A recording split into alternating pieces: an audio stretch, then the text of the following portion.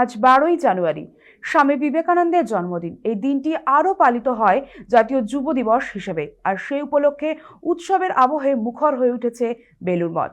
ভোরের আলো ফোটার সঙ্গে সঙ্গেই ঠাকুর শ্রী রামকৃষ্ণদেবের মন্দিরে মঙ্গলারতির মধ্য দিয়ে সূচনা হয় পূজানুষ্ঠানের। এরপর স্বামী বিবেকানন্দের মন্দিরে আয়োজন করা হয় বিশেষ পূজা ও আরাধনার।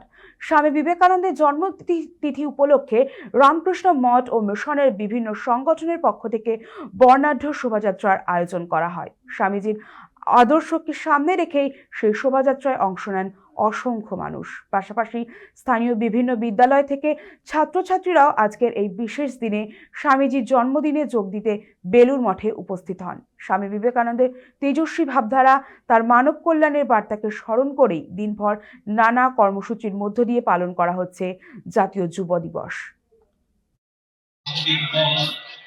এবং প্রতিযোগিতা হবে পূজা